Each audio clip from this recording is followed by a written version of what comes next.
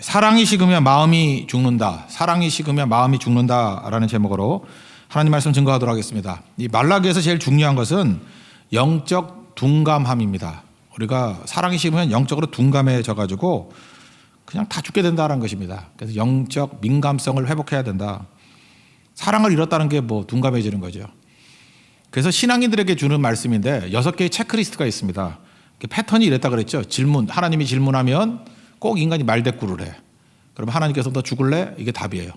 이런 패턴이거든요. 이게 6가지 질문이 있습니다. 그래서 우리 신앙이 온전한 신앙인지 아닌지 6가지 체크리스트라니까요. 그래서 말라기는 내가 혹시 식어진 가슴이 되었다 그러면은 주기적으로 뭐 4장밖에 안 되니까 반복해서 읽을 필요성이 있습니다. 읽고 체크하고 내가 사랑이 식은 게 아닌가, 마음이 죽은 게 아닌가.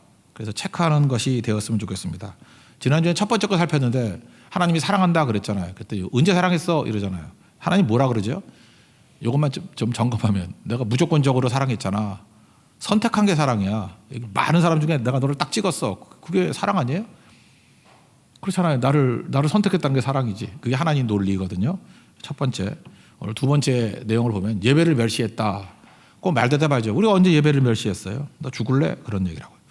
사실은 두 번째 질문, 너희들이 예배를 멸시했다 하는 것은 오늘 1장 6절부터 2장 9절까지인데 이건 예배가 중요하기 때문에 두 군데로 나눠서 하겠습니다. 14절까지 전반부, 다음 주에 2장 1절부터 9절까지 예배를 멸시했다 하는 내용들을 한번 살펴보도록 하겠습니다.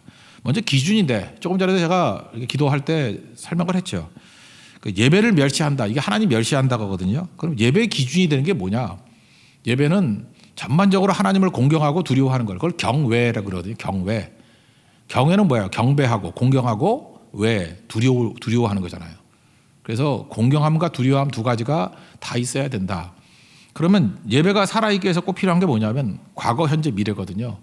과거에 관해서는 하나님께서 나를 이렇게 잘 이끌어 주셨다는 은혜를 주셨다는 기억이 있어야 되고, 그러니까 과거는 기억이잖아요. 예배도 그렇고 사랑도 그렇고 다 그래요. 그래서 과거에 기억이 없는 게 무슨 사랑이야? 기억이 있죠. 추억이 있죠. 과거의 기억. 이거 놓치면 안 돼요. 기억. 그리고 미래에 대해서는 기대. 기대가 커야죠. 기대. 이제 미래는 더 풍성해질 거야. 그러니까 현재는 사랑하는 거죠. 지금은 뜨겁게 사랑하고 이 현재의 사랑이 강화되기 위해서는 기억과 기대 이게 같이 가야 돼요. 두 날개 같이. 근데 현실적으로 이게 뭐로 드러나죠? 기억은 기억하니까 감사하게 돼 있고 하나님의 은혜에 감사. 기대하니까 기도하게 돼 있죠. 그죠? 이걸 놓고 계속 기도하는 거죠. 보이니까 보이는 거 갖고 기도하는 거 아니에요? 하나님이 앞길을 환하게 확 보여주니까 그 길로 이끌어 주십시오라고 하는 기도가 나오는 거. 말씀이 보여주지 않으면 기도도 안 나와요. 보이니까 기도하는 거잖아요. 그리고 현실에서는 사랑하니까 충성을 다하는 거죠. 사랑하는 사람이 무슨 배신하는 게 있어? 사랑은 배신할 수 없어요. 저버릴 수 없다고, 떠날 수 없다고. 진짜 사랑은 그래요. 가론유다 사랑한 게 아니에요. 사랑하면은 외면할 수 없고 부인할 수 없고 떠날 수 없는 힘. 그게 사랑이라고. 사랑은 반드시 충성하게 돼 있다. 그게 예배입니다. 그래서 하나님께서 예배의 기준을 설명해 주고 있어요. 하나님 앞에서 공경함과 두려움 그런 게 있어야 되는데 너희들이 이게 다 깨지지 않았느냐? 그랬더니 우리가 언제 예배를 멸시해서 또 이렇게 말대답한다니까요. 6절 읽겠습니다. 시작. 내 이름을 멸시하는 제사장들아, 나 만군의 여호와가 너에게 이르기를 아들은 그 아버지를, 종은 그 주인을 공경하나니 내가 아버지일진데 나를 공경함이 어디 있느냐? 내가 주인일진데 나를 두려워함이 어디 있느냐 하나 너희는 이르기를 우리가 어떻게 주의 이름을 멸시하였나이까 하는도다. 지금 당연한 거를 얘기하고 있잖아요. 그 형언 모순이라고 그러는데 제사장이 하나님을 멸시한다는 게 말이 안 되잖아요. 제사장은 하나님을 공경하려고 세우는 일꾼인데 제사장이 어떻게 멸시를 해요? 이거를 형언 모순이라고 그러죠. 동그란 네모 뭐 이런 거. 말이 안 되죠. 각각은 말이 되지만 동그란 게 어떻게 네모가 될 수 있어. 이런 건 말이 안 되는 거죠. 그러니까 아버지와 아들 사이에는 공경이 있어야 되는 거 아닙니까? 구약 성경에 보면요. 아들이 아버지 저주 한 번만 하면 돌로 쳐도 죽여도 돼요. 그러니까 이게 기준이거든요. 그런데 아버지가 아들 공경이 있어야 되는데 내가 아버지잖아. 너는 공경이 있니? 그다음에 이게 노예제 사회니까 주인과 종이 있습니다. 이게 종은 두려워합니다. 이렇게 배신하면 그냥 죽는 거예요. 근데 너는 나를 두려워함이 있니?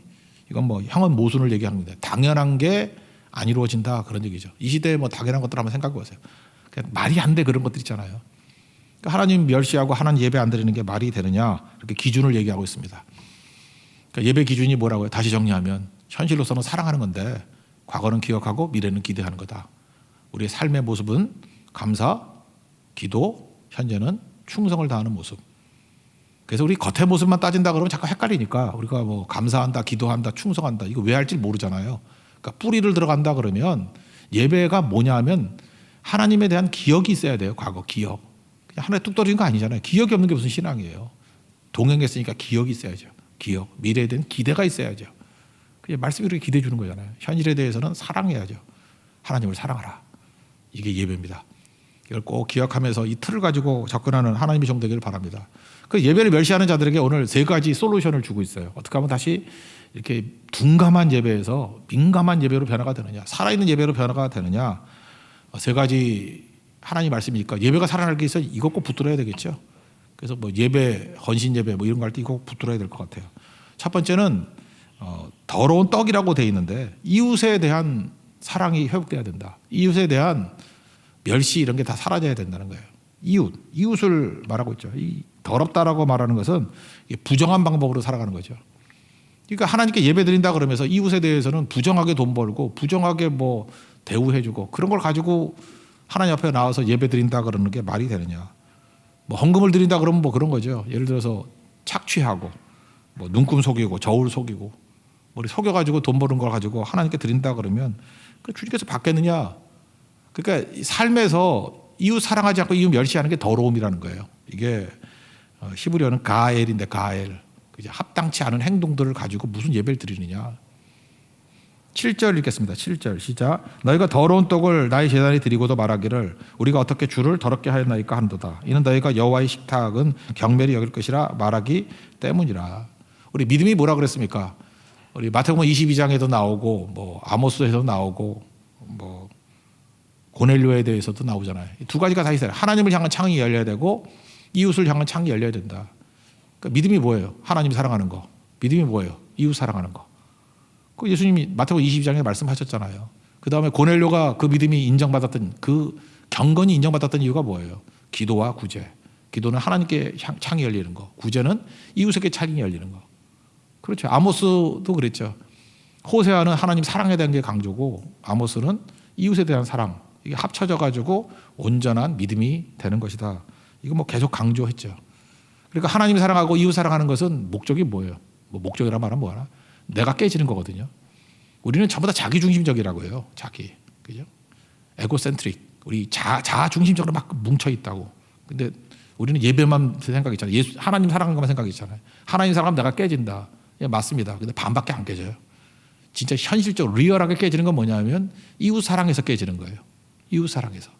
이게 같이 가야 됩니다. 이게 여러분 모순적인 신앙생활 하면 안 되고요. 하나님 사랑, 이웃 사랑. 이게 적극적인 거고. 사랑이라니까 감이 안 오죠. 이걸 소극적이지만 우리가 가슴에 팍 와닿는 게 있다고. 하나님 무시하지 말라. 이웃 무시하지 말라. 절대 무시하면 안 돼요. 사람 무시하면 안 돼요. 이게 또 심각해지는 걸 뭐라 하죠? 멸시. 우리 심각한 상태를 말하잖아. 하나님 멸시하고 이웃 멸시하지 말라. 그래야 그게 온전한 예배가 될 수 있다는 거죠. 오늘도 그렇습니다. 여러분들 예배가 잘 안 되는 이유가 뭐냐면 우리 삶 속에서 사람 되게 무시하고 살았어. 뭐 사람 무시하고 멸시하고 돈 없다고 멸시하고 뭐 못생겼다고 멸시하고 뭐 사람 우습게 여기고 그런 거 있죠. 그럼 예배가 되겠냐는 거예요. 그게 하나님께서 그런 예배를 안 받아주신다. 그래서 하나님과 사람을 갖다가 동일시하는 게 되게 많아요. 하나님 형상으로 지음받은 거잖아요. 잠언 14장 31절 여러분 잠언 읽으신 분들 기억날 거예요. 읽어드릴게요. 가난한 사람을 학대하는 자는 그러니까 사람을 학대하는 거죠. 그를 지으신 이를 멸시하는 자요. 하나님은 어떻게 느껴요? 가난한 자를 학대하는 것을 하나님 멸시로 받아들인다고. 그러니까 내가 언제 주님을 멸시한 적이 있습니까? 가난한 자 학대한 게 나를 멸시한 거야. 그 다음에 궁핍한 사람을 불쌍히 여기는 자는 주를 공경하는 자니라. 그 뭐 마태복음 25장에 나오잖아요. 내가 주님을 언제 공경했습니까? 그랬더니 뭐 이거 똑같은 거예요. 궁핍한 사람을 불쌍히 여겼잖아. 그게 나를 공경한 거야. 이 맥락이죠. 똑같은 거라고요. 그래서 우리는 날마다 하나님을 만난다 그러는데 하나님 누굴 만나요? 가난한 자로 만나고 궁핍한 자로 만나고 내가 이렇게 도와줄 자로 만나는 거예요. 그러니까 하나님 사랑과 이웃 사랑은 별개가 아니고 같은 거다. 이걸 나눠서 생각한다는 자체가 선악과다. 이 언론으로 말할 수 없는 것이다. 그리고 우리 삶 자체가 일상의 예배죠. 이걸 이해한다 그러면 로마서 12장 1절의 말씀이 이해가 될 거예요. 내가 하나님의 모든 자비하심으로 너희를 권하노니 너희 몸을 하나님이 기뻐하시는 거룩한 산제물로 드리라. 원래 제물은 죽어야 되잖아요. 죽어서 드리는 제물인데 산제물이란 게 뭐예요? 산제물. 내가 여기 살아있잖아요. 살아있으면서 드리는 제물. 그게 예배라는 거예요. 삶의 예배. 삶의 예배. 그러니까 우리가 예배 드린다는 게 뭐예요? 계속 이웃을 살리고 이웃을 사랑하고 절대로 무시하지 않고 멸시하지 않고 존중해주고 그게 예배라는 것입니다. 그래서 대부분 보면 삶이 엉터리니까 예배가 안 되는 거예요. 하나님 앞에. 그러니까 이웃 사랑하지 않고는 하나님 사랑할 수 없습니다. 이웃 무시하면 하나님도 무시하는 겁니다. 이웃 멸시하면 하나님도 멸시하는 겁니다. 그러니까 지금 말라기에서 너희들이 예배를 멸시했다 그랬대. 우리 언제 예배를 멸시했어요? 그런데 너 이제 그 더러운 예물 들고 왔잖아. 사람 멸시하는 거 가지고 들고 온 거 가지고 무슨 예배가 되겠니? 그러니까 우리 일상의 삶 속에서 우리 사랑하는 이웃을 사랑하는 이웃을 무시하지 않고 멸시하지 않는 모습이 될 때 예배가 된다는 것입니다. 우리 교회도 예배가 넘쳐나는 주회종 되기를 바랍니다. 그래서 선교 갔다 오고 난 다음에 예배가 뜨겁잖아요. 왜 뜨거울까요? 하나님께서 뭐 축복을 해주신다 그것도 있지만 우리 이웃을 사랑했잖아요. 희생했잖아요. 존중했잖아요. 그죠? 아무것도 아닌 사람들 갖다가 정말 대우해 줬잖아요. 그러니까 예배가 뜨거운 거예요. 이 하나가 살면 또 다른 게 살게 돼 있다니까요. 예배는 그렇게 드리는 거다. 우리에게 주님께서 알려주고 있다라는 것입니다. 두 번째인데 살아있는 예배를 드리는 솔루션이 뭐냐면 눈먼 희생. 이제 예배 자체입니다. 눈먼 희생을 드렸다. 그러니까 뭐예요? 하나님께 대강 예배 드렸다는 거죠. 이게 뭐예요? 하나님께 정성을 다하지 않았다. 그러면서 그렇게 대충 드리는 예배 한번 니네 총독에게 줘봐라. 그 세상에서 높은 사람이죠. 용납하겠느냐? 너 맞아 죽어 임마. 근데 하나님 앞에서 그렇게 대충 해? 맨날 지각하고 적당히 하고 그게 말이 돼? 뭐 이런 거죠. 8절입니다. 8절 읽겠습니다. 시작. 만군의 여호와가 이르노라 너희가 눈먼 희생 제물을 바치는 것이 어찌 악하지 아니하며 저는 것 병든 것을 드리는 것이 어찌 악하지 아니하냐. 이제 그것을 너희 총독에게 드려보라. 그가 너를 기뻐하겠으며 너를 받아 주겠느냐. 저는 이게 대표적인 시금석이 된 게 이번 코로나 때문에 생겼던 비대면 예배라고 생각을 합니다. 비대면 예배를 드리니까 별의별 사람들이 다 있어요. 그죠? 그냥 야 이거 어떡하나 하고 하나님께서 우리에게 준 시험이고 우리가 이겨내야지. 그리고 뭐 전염병이 창궐하니까 이게 잠깐 임시적인 것이지 어떡하겠나 하면서 이렇게 고민하고 괴로워하면 과정에서 그냥 넘어가는 게 좋은데 가끔마다 이걸 또 합리화시키는 사람이 있어요. 이걸 합리화. 근데 합리화시켜도 좀 멍청하거나 존경받지 않는 사람이 얘기하면 영향력이 없잖아요. 그런데 일단은 존경을 받는 분이 영향력 있는 분이 여기서 뭐라고 얘기를 하면 그게 악한 영향을 미치잖아. 그렇지 않아요? 어떤 분 정말 존경을 많이 받는 분이에요. 그죠? 존경받고 훌륭하신 분입니다. 근데 그분이 비대면 예배에 대해서 이렇게 얘기를 했어요. 이게 제2의 종교개혁이다. 그래서 제1 종교개혁이 뭐 마틴 루터 뭐 그때 했던 거고 제2의 종교개혁은 공간을 넘어서는 거다. 하나님께서 이게 공간에 매여 있는 거 아니다. 되게 맞는 것 같이 보이면서 뭐 이렇게 엉터리같이 얘기를 하는 거예요.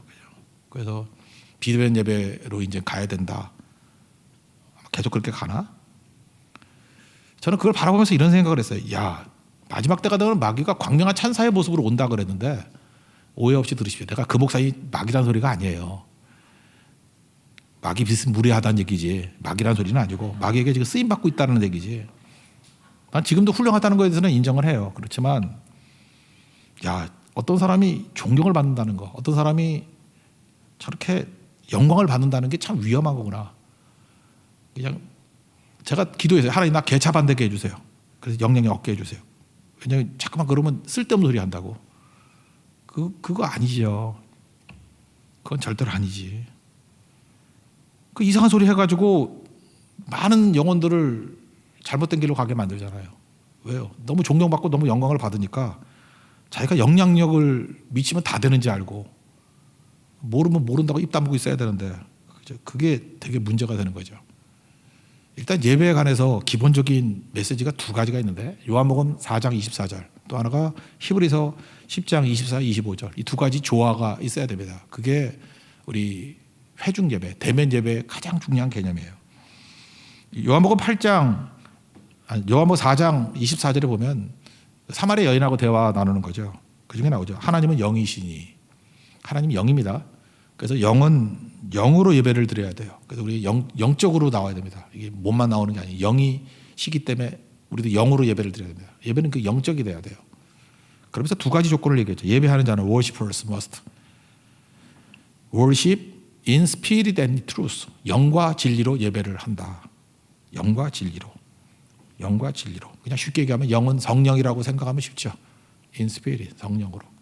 그 다음에 진리라고 얘기할 때 요한복음에 나오는 진리는 95% 그냥 진리 이퀄 예수님으로 바꾸면 다 된다 그랬죠. 예를 들어서 요한복음 8장 32절 이게 쉬운 것 같으면서 해석이 힘들잖아요. 진리를 알지니 진리가 너희를 자유케 한다. 이게 애매모호하죠. 똑같다는 얘기는 아니지만 95% 내용을 해석할 수 있는 길이 진리는 예수님 바꾸면 된다니까요. 예수님을 알지니 예수님이 너희를 자유케 할 거야. 틀리지 않아요. 거의 95% 맞아. 그러니까 요한복음은 이것만이 다란 얘기는 아니에요. 그러나 그냥 잘 이해가 안 되면 1차적으로 그 말씀을 흡수하기 위해서는 진리 이퀄 예수님을 바꾸면 일단 95% 내용은 들어와요. 그러니까 이것도 똑같습니다. 영과 진리로 예배드리는 게 뭔지 모른다 그러면 영은 성령이니까 성령과 예수님으로 예배드려야 돼. 그럼 되죠. 그게 하나님께서 받으시는 예배예요. 5% 부족하다는 것을 좀 더 나간다 그러면 이걸 좀 분석을 해보면요. 이런 거예요. 우리가 전인격적으로 하나님 앞에 예배를 드려야 된다 그러는데 아까도 얘기했잖아요. 하나님 사랑할 때 어떻게 사랑하느냐면 마태복음 22장 37절 보니까 이 구약에 있는 신명기를 인용한 거죠. 마음을 다하고 목숨을 다하고 뜻을 다하여 주 너희 하나님을 사랑하라. 마음을 다한다는 게 마음의 영역은 마음의 영역이라는 것은 그 우리 감정적인 거예요. 영적인 거, 마음의 영역. 그래서 마음을 다하는 예배가 돼야 된다. 마음. 그리고 또 하나는 여기 뜻을 다하여 그랬죠. 이거는 머리에 머리. 이렇게 머리를 다하는 예배. 그래서 이걸 갖다가 좀 미국 사람들은 분석을 하더라고. 그래서 마음을 다하는 예배를 heart worship. heart worship. 그것도 좀 맞다고 생각해요. 마음을 다하는 heart worship. 그 다음에 뜻을 다했다는 건 머리니까 머리를 이제 마인드로 치더라고요. 여기를 heart로 치고 마인드로 치더라고요. mind worship. 저 그것도 맞다고 생각해요. 우리 감정을 다한 예배와 지성을 다한 예배. 그렇게 해석할 수 있어요. 그게 나머지 5%를 채울 수 있는 힘이에요. 어쨌든 예배는 어떤 건지 아시겠죠? 예배는 이런 영적인 거다. 아까 조금 전에 얘기했던 그 비대면 예배도 된다고 말씀하시는 분은 공간에 매이지 않는다. 그러니까 그렇게 해석하면 이 부분에는 대충 해석은 돼요. 뭐 비대면 예배를 드려도 그 저기 하트 워십이 뭐 불가능한 건 아니잖아. 뭐 어디 골방 구석에 처박혀 있더라도 하트 워십이 되지. 또 거기서도 내 생각을 다해서 마인드 워십도 되지. 그죠? 그 골방에 있다고 뭐 성령이 안 계시나? 그죠? 인스피릿 성령 안에서 예배도 되고 골방에 있다고 예수님이 안 계시나? 그죠? 그러니까 그것도 인트로서 진리로서 예수님의 예배 되죠. 그러니까 요것밖에 모르는 거야. 그 멍청이는. 뭘 모르냐 하면 히브리서 10장 24, 25절에 넘어가면 무슨 말씀이 나오냐. 이거 잘하는 말씀이죠. 서로 돌아보아 사랑과 선행을 격려하며. 아니 모이지 않고 어떻게 격려를 해? 그러니까 격려하는 게 있어요. 즉 격려가 뭐예요? 장작도 모여야 타잖아요. 모이라는 거예요. 그래서 그 구약시대 때도 1년에 3차례씩 그 명절 때마다 다 모이라 그러고 안식 때 모이고 모이는 거 아니에요. 모이는 거. 그죠? 모이는 거. 이건 안식일 말고도 1년에 3차례씩 또 모였다고. 부흥회 같이. 그죠? 이게 3대 명절 때 모이는 것. 그 다음에 25절에 명확히 얘기하잖아요. 모이기를 패하는 어떤 사람의 습관과 같이 하지 말고. 그러니까 마귀는 모이지 못하게 만들고 하나님의 성령께서는 자꾸만 모이게 만든다는 거예요. 오직 권하여 그날이 가까움을 볼수록 말세가 가까울수록 더욱 그리하자. 말세는 말세인 것 같아. 심지어 목사 입을 통해서 모이지 말자 그런 소리를 하니. 그죠? 마지막 때가 될 때일수록 그죠? 가까움을 볼수록 더욱 그리하자. 모이기를 힘쓰라. 이 말씀이 나오는 거죠. 이게 되게 중요한 거예요. 우리는요 코로나 때문에 비대면 예배를 시작했지만 유럽에는 벌써 옛날부터 비대면 예배를 드렸습니다. 물어보면 크리스찬이래. 말로 고백하는 거는 뭐 많은 나라는 95%가 크리스찬이라고 말하는 데도 있어요. 특별히 미국 같은 나라는 뭐 다 크리스찬이래. 근데 예배 출석하느냐 그러면 안 한대. 꼭 우리 가나안 교인, 안 나가 교인하고 똑같아. 가나안 뒤집으면 안 나가잖아. 안 나가 교인. 그래서 가나안 교인이라 그러잖아. 안 나가 교인이에요. 안 나가 교인. 꼭 물어보면 우리가 똑같은 소리에 홀로 믿음을 갖고 있대. 홀로 기도한대. 홀로 성경 보고 있대. 홀로 저 교회 다니는 쓰레기보다 훨씬 잘 믿는데 자기가. 훨씬 깨끗하대 자기. 홀로. 그러다가 텅텅 빈 교회 됐어요 지금. 홀로예요? 지금 다 사라져 버렸어. 홀로코스트로 다 사라져 버렸어.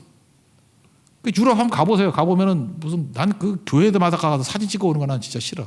텅텅 빈 교회 그 뭐 유물이지 뭐 할 거야. 건물 지어서 건물이 나면 뭐 할 거야. 그게 조롱이지. 옛날에 이렇게 큰 건물 지었는데 지금 교인이 10명도 없더라. 그러면 그게 조롱이지. 그게 영광이에요. 그러니까 이렇게 돼버린다는 것입니다. 그 배후에 누가 있어요? 마귀가 있다라는 거예요. 그러니까 한쪽만 붙들고 한쪽을 버려버리는 거죠. 지금 계속 말하는 게 균형 아니야. 밸런스 아니에요. 밸런스가 깨지면 이런 일들이 벌어지게 된다는 것입니다. 내가 이제 비대면 예배 좋아하는 사람에게 나 그렇게 얘기하고 싶어요. 너 비대면 예배를 좋아한다고? 내가 분명히 저주라 그랬어요. 저주해 줄게요. 너는 연애를 해도 비대면을 해라. 여자가 저 머리 화면에만 모이고 네 옆에 한 명도 보지 말아라. 비대면 해라. 비대면. 맨날 비디오나 보고 맨날 그 클릭인 하고 맨날 그래라. 넌 결혼을 해도 비대면으로 살아라.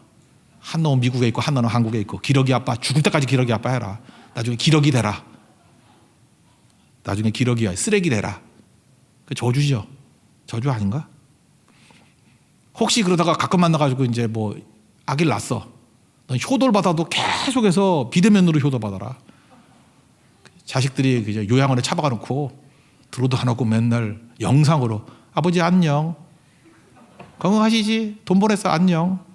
계속 그러고 살아라. 그게 보기의 저주예요.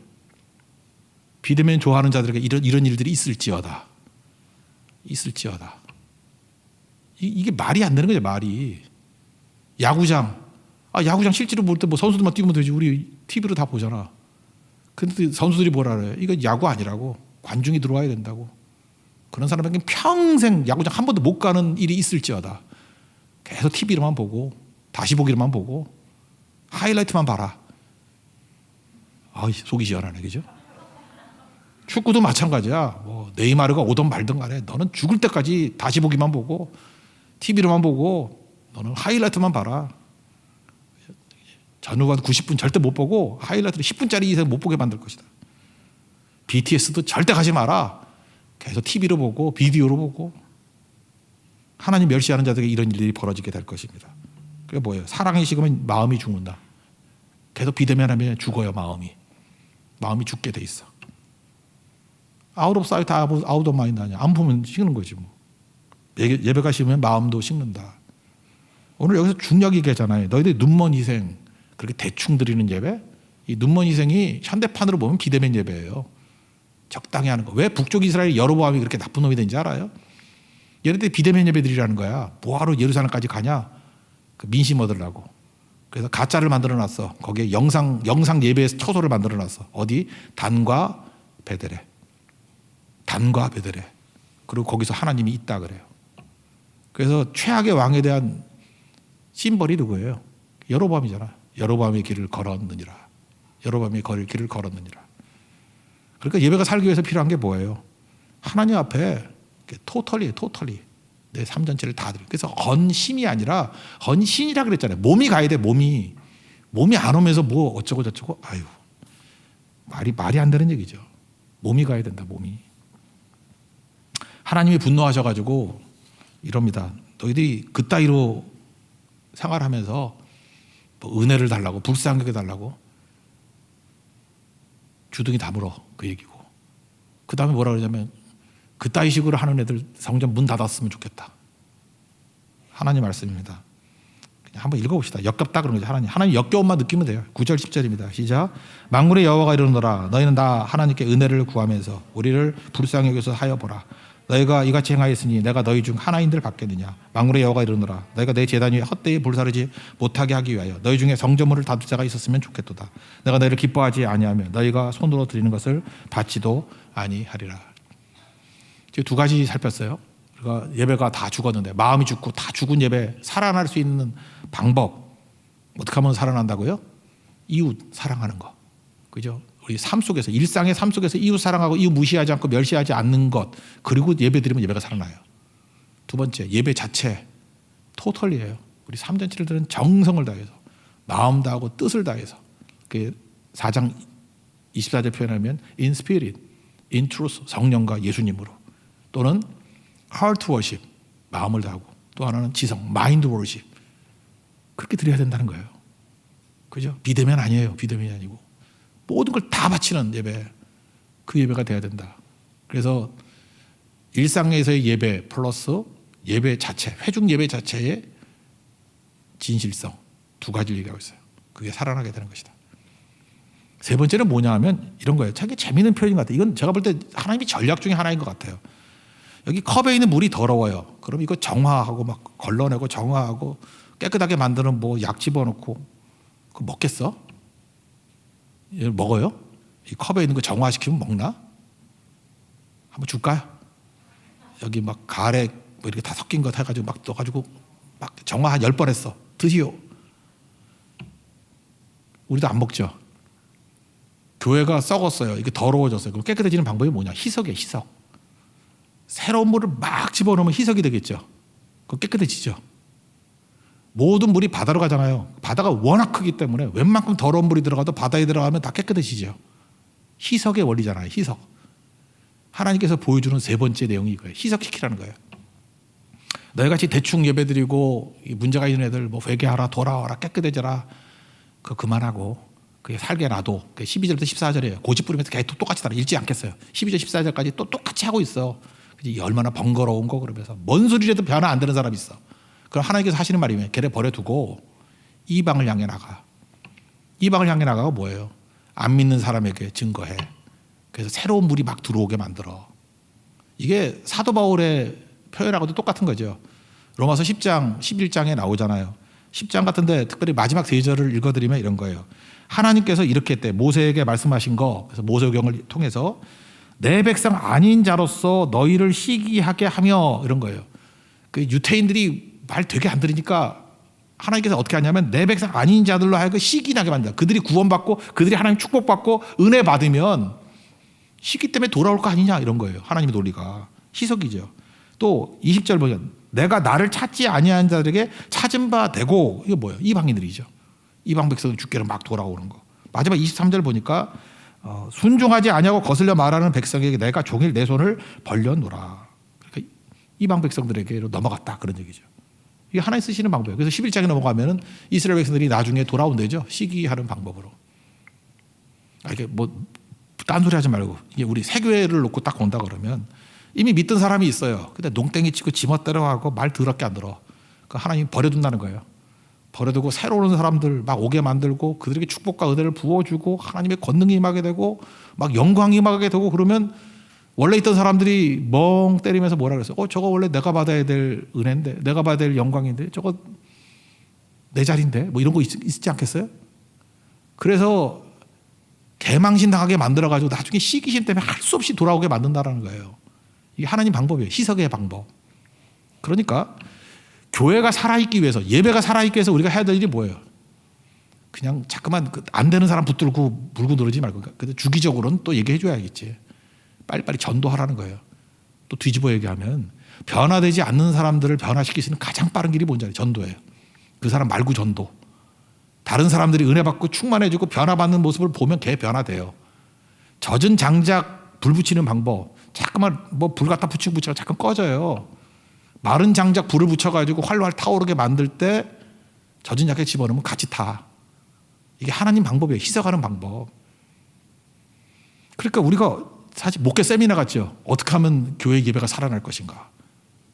이거예요. 바로 희석의 방법 또는 젖은 나무는 마른 장작이 탈 때 집어넣어야지만 되는 거다. 시기나는 방법. 안 되는 거 너무 붙들고 늘어지지 마라. 꼭 목회할 때도 못하는 사람들 보면요. 되지도 않은 사람만 자꾸 붙들고 늘어져. 이를 악물고. 그럴 필요 없어. 그냥 놔둬요. 그냥. 버리라는 얘기는 아니고 그냥 놔두라고. 유기. 거룩한 유기. 그리고 되는 사람들 있잖아요. 되는 사람들에게 항상 집중하는 거예요. 되는 사람들에게. 그럼 불타오르면 그게 그 사람에게도 유익이라니까 살아나게 될 것이다.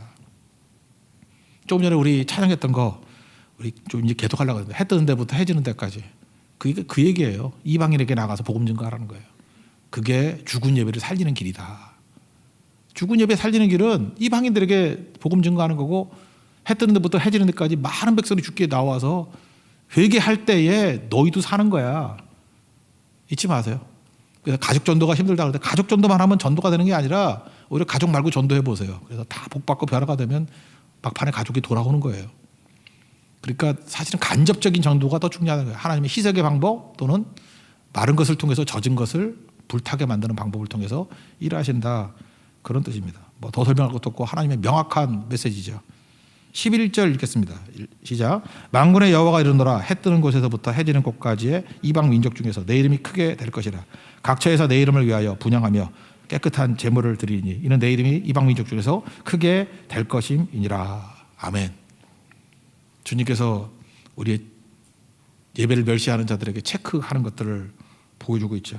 어떻게 하면 사는지. 기준은 뭐예요? 살아있는 예배의 기준. 우리 원형을 알아야죠. 원형. 원형이 뭐예요? 과거는 기억하고, 미래는 기대하고, 현재는 살아가는 거.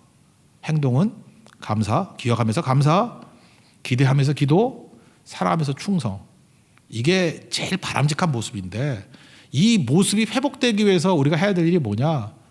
첫째, 우리 이웃 사랑으로 들어라. 이웃 멸시하지 말고, 무시하지 말고 이웃 사랑을 하는 거예요. 그래서 이웃.